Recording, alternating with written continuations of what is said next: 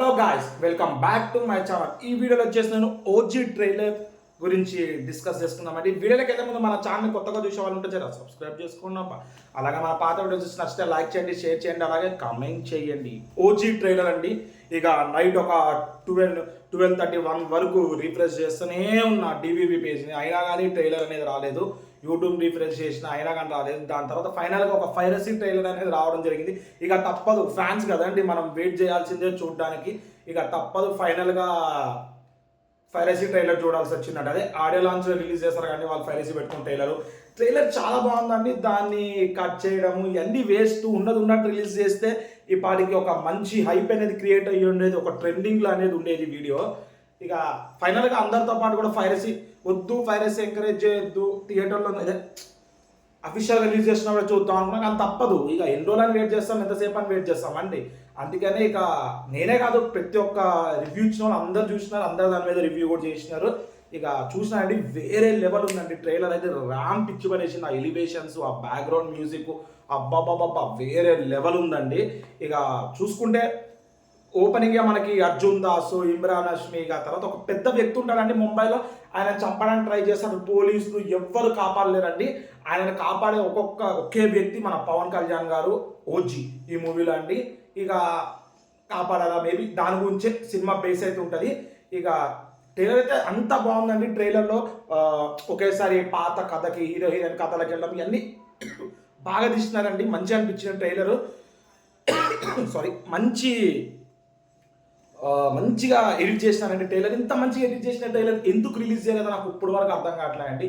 ఇంకా మేబీ ఏం చేంజెస్ చేస్తారో చూద్దాం. ఈరోజు ఎండింగ్ వరకు ట్రైలర్ అనేది రావచ్చేమో. ఇక నిజంగా చెప్తాను అండి, లిటరల్లీ ట్రైలర్కి అయితే హ్యాట్స్ ఆఫ్ అండి. బ్యాక్గ్రౌండ్ మ్యూజిక్ అయితే తమ్మని ఇచ్చి పడేసిండండి. ఇక స్టోరీ ఉన్నా లేదా ఒక లెక్క అండి, ఆ బ్యాక్గ్రౌండ్ మ్యూజిక్తో పక్క మూవీ బ్లాక్ బస్టర్ కొట్టాలి, అంత బాగుంది.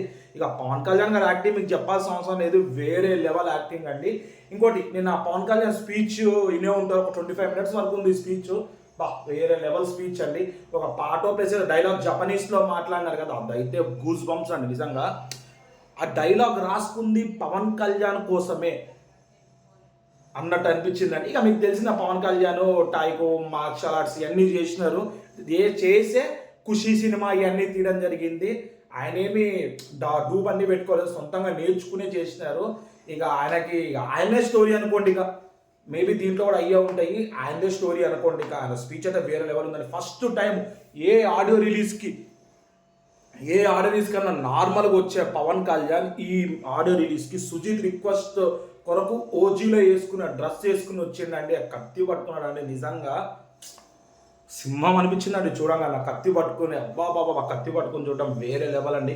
ఆయన మాట కూడా ఎక్కడ తడబడకుండా, ఎవరిని కింద మీద పడకుండా, అదే కించపరచకుండా ప్రతి ఒక్కరిని సమానంగా వేరే లెవెల్ మాట్లాడినాడండి. ఎంత డిప్యూటీ సీఎం అన్నా కానీ, ఒక పెద్ద పొజిషన్లో ఉన్నా కానీ ఆయన మాట్లాడే హక్కు ఉంది. లేకపోయినా ప్రతి ఒక్కటి నిమ్మలంగా ప్రశాంతంగా మాట్లాడడం. ప్లస్ అంత సీఎం అయి ఉండి ఎన్ని పనులున్నా కానీ, అదే డిప్యూటీ సీఎం అయి ఉండి ఎన్ని పనులున్నా కానీ ఆపుకుని ట్రైలర్కి ఇది మన ఆడియన్స్కి రావడం. ఆయన మూవీ అండి, ఓకే.